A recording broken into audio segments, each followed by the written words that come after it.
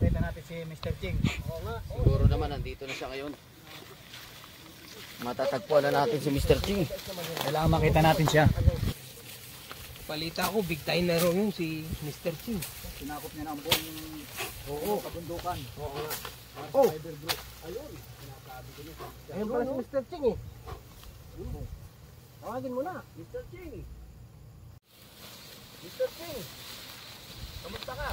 Ay boss, mga boss. Okay na ba rin tayo? Ay, okay na ba? Dito, sa taas, tignan mo. Dami langgam. Okay. Mine-maintenance. Balita ko hinahanap nyo raw ako. Ano ba may tulong namin?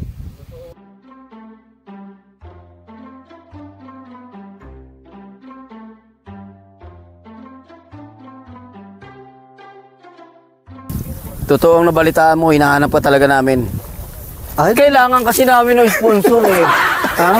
Kailangan namin ng sponsor doon. Magpapakain kami. ano ba gagawin natin para makatulong? Magpapakain niya kami. Kailangan namin ng sponsor mo. Walang problema kasi yung Fiber Bro, marami naman sa ngayon Fiber Bro, marami mag-sponsor sa inyo para makapagpakain kayo. Kaya nga eh. Malakas talaga ang signal ng Fiber Bro. Oo, tinan mo na, sobrang lakas tinan mo naman, lililipad. Oo, kaya ka nakatawa tong isang to. Tama nga. Maganda, magaling. Kaya ano? May antena kaya malakas, malapit ka sa antena, kaya malakas. Kaya nga, kaya inaasahan namin ang suporta mo. Ikaw ang makakatulong sa amin. Walang problema yan, sa Well Connect, pwede nating sponsor sa inyo. Sa Well Connect, taga Bulacan. Tsaka si Luz Cruz, taga Pampanga, Apalit. Yan. At saka si Mark Kevin sa Taytay. Ano ba ginagawa ng mga yun? Yan, maganda. Maraming client yun. At saka mga taga Bulacan, sila, tawag dito, Ryan. Di talaga Ramos, kami. yan. Di talaga kami nagkamali ng paglapit sa'yo. Ikasa mo. Okay po. Yan. Walang problema. No problem. So, punta tayo dyan sa adhikain nyo. Yan. Okay. Good. Fiber Bro. Pinakamalakas na internet sa kabundukan.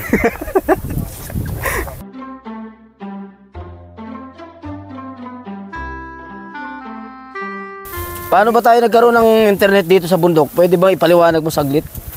Ito, kailangan mo ng solar, siyempre. Tapos battery, para pag may araw, kakarga dun sa battery, mas controller ka rin. Para medyo tumagal yung buhay ng karga ng solar. Kaya pala napakalakas ng internet. Kaya magkakaroon ka tuloy ng power to.